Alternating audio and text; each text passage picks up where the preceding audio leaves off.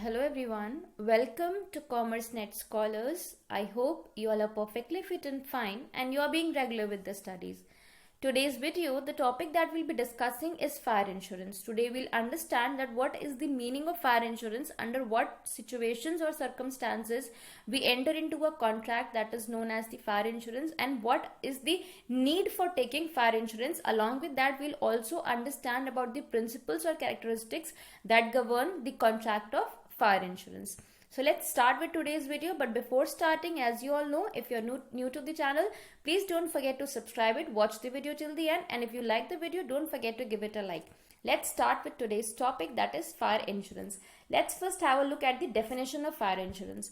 Fire insurance contract is a contract by which the insurer undertakes in exchange of consideration, that is premium, to compensate the insured against loss by fire during a particular period and up to an agreed value. Simple language में अगर मैं आपको समझाऊं तो fire insurance क्योंकि एक form of insurance है, तो इसमें सबसे इंपॉर्टेंट आपके लिए क्या है, वो है कंसिडरेशन, जो कि आप प्रीमियम के फॉर्म में इंश्योरेंस कंपनी को पे करोगे. अब जो प्रीमियम आप पे कर रहे हो उसके बिहाफ पे आपके लिए कोई कॉम्पेंसेशन गारंटीड होगा बाय द इंश्योरेंस कंपनी कि आपको in the loss of event ये कॉम्पेंसेशन मिलेगा. Another important fact is that कि आपको जितने का लॉस होता है आपको कॉम्पेंसेशन उतना ही मिलता है. ऐसा नहीं कि अगर आपने 50 लाख के लिए अपनी प्रॉपर्टी इंश्योर कराई है और आपको लॉस 10 लाख का हो रहा है तो आपको पूरे 50 लाख मिल जाए कॉम्पेंसेशन. ऐसा नहीं होगा. आपको पैसा उतना ही मिलेगा जितने का आपको लॉस हुआ है. अगर 10 लाख का लॉस हुआ है तो 10 लाख ही मिलेंगे, और 1 लाख का लॉस हुआ है तो आपको 1 लाख ही मिलेगा, और अगर 50 लाख का लॉस हो गया तो 50 लाख भी मिलेगा. This is the situation for fire insurance contract. ठीक है. Next that the thing that you need to remember is, क्योंकि ये एक जनरल इंश्योरेंस के अंडर का ही एक फॉर्म है.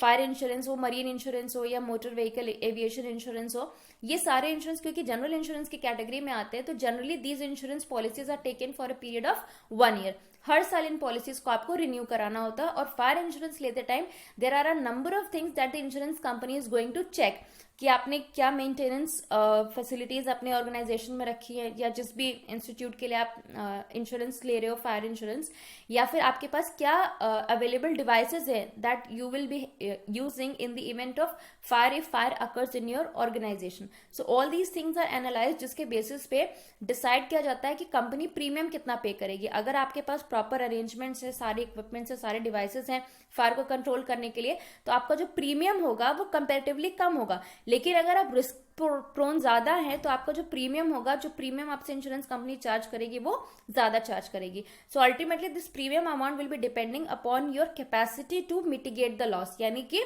Minimise the loss in event of fire. Definition देख लेते हैं. According to Indian fire insurance act 1938, in addition to other insurances, fire insurance is that insurance contract which takes place against fire and such other risks which are mentioned in the fire insurance contract. अब fire insurance contract में whether the incident is due to fire, ignition or any form of fire, या different categories mentioned होंगी जिसके basis पे आपको compensation मिलेगा if you are paying the premium. Next we have the need of fire insurance. What was the need for fire insurance? Fire insurance is important because a disaster can occur at any time. There could be many factors behind a fire, for example arson, natural elements, faulty wiring, etc. Some facts that stress the importance of fire insurance include, सबसे पहला importance है, अब देखो fire तो किसी भी reason से हो सकता है ना. It can be through the bursting of the gas cylinders, और through some any of the power failures, या फिर शॉर्ट सर्किट, या फिर कभी तो एक सिगरेट भी, अगर किसी ने एक लिट सिगरेट कहीं पर डिस्पोज किया और उसके बाद वो सही से it was not unburn properly, तो उसके बाद उसकी वजह से भी कई बार फायर के इंसिडेंट हो जाते हैं. तो फायर इज समथिंग जो कि आप छोटी सी, एक कहते हैं ना, छोटी सी चिंगारी भी एक भयानक आग कब बन जाए आपको पता नहीं है. So this is something very crucial that plays a very important role while you are entering into an insurance policy under the fire insurance contract category.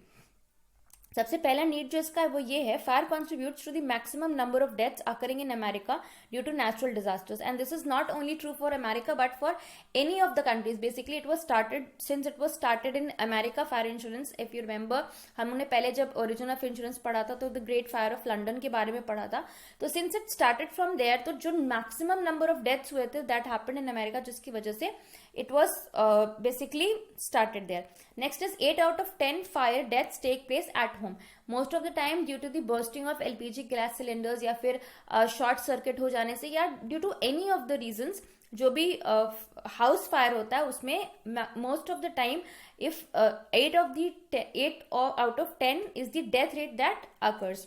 A residential fire takes place after every 77 seconds. तो अब ये देख लो कि fire का जो ये incident है, ये जो पूरा एक्सीडेंट होता है फायर का, ये कितना कॉमन होता है. जैसे मैंने अभी आपको स्टार्टिंग में बताया ना कि एक छोटी सी चिंगारी भयानक आग कब बन जाएगी ये आपको पता नहीं है अगर आप बहुत ज्यादा केयरफुल नहीं है तो. ठीक. Next is the major reason for a residential fire is unattended cooking.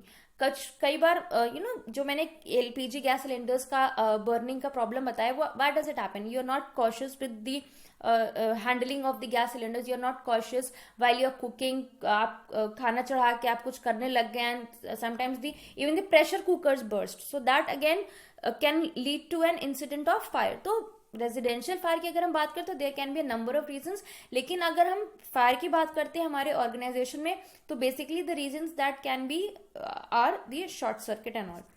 Next, let's understand the features of fire insurance, basically the principles that will be governing the fire insurance policy or the contract.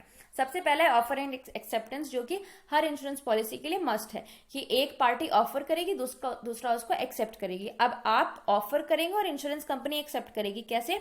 क्योंकि agent आया आपके पास, उसने आपको introduce कराया उस particular scheme से, तो आपने ऑफर दिया है कि हाँ हम इंटरेस्टेड हैं, what is your role now, so insurance company is going to accept it. उसके बाद ऑफर हो गया, एक्सेप्ट हो गया आपको ऑफर, उसके बाद आपको प्रीमियम पे करना है. जैसे ही आप प्रीमियम पे करोगे द रिस्क कमेंसेस. ये एक लाइन मैंने आपको कई बार बताई है ना कि एज सुन एज यू पे your first premium the risk commences. So this is what's going to happen. Next is contract of indemnity. Indemnity यानी कि making good the loss. और मैंने बताया था पहले भी कि indemnity का प्रिंसिपल जो है वो लाइफ इंश्योरेंस के केस में उतना प्रोमिनेंट नहीं होता है, वैलिड नहीं होता है, लेकिन जनरल इंश्योरेंस के केस में ये जो है हमारा कॉन्ट्रैक्ट ऑफ इंडेमनिटी या इंडेमनिटी का प्रिंसिपल ये बहुत ज्यादा वैलिड होता है. Because the company is going to make an attempt कि जो भी आपको फाइनेंशियल लॉस हुआ है वो आपको पे ऑफ हो सके. आपके कोई एसेट्स डैमेज हो चुके हैं तो या तो वो रिपेयर होने की कंडीशन में है तो वो रिपेयर होंगे, नहीं तो उन्हें रिप्लेस कर दिया जाएगा. उसके बाद आता है अटमोस्ट गुड फेथ, यानी कि प्रॉपर अंडरस्टैंडिंग होनी चाहिए दोनों पार्टीज के बीच में. कोई भी फैक्ट या फिगर्स कोई भी पार्टी एक दूसरे से हाइड नहीं करेगी, सब कुछ क्लियर रहेगा.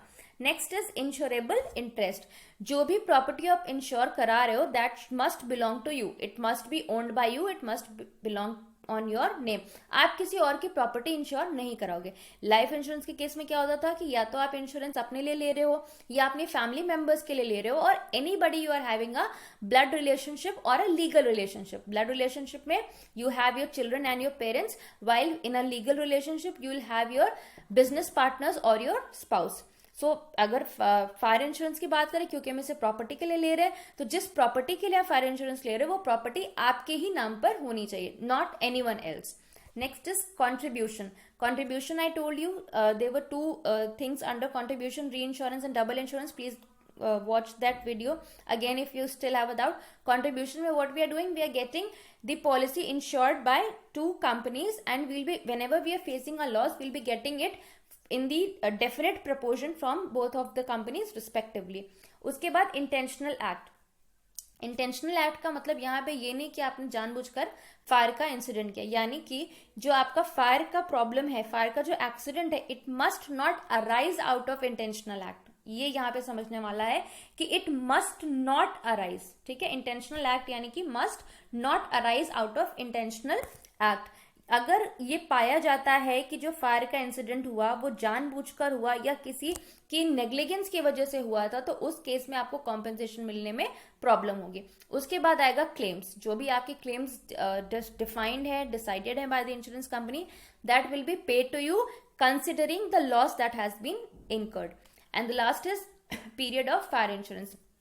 स्टार्टिंग में मैंने आपको बताया था कि जो भी आप फायर इंश्योरेंस पॉलिसी ले रहे हो, क्योंकि ये जनरल इंश्योरेंस की कैटेगरी में आता है, तो इट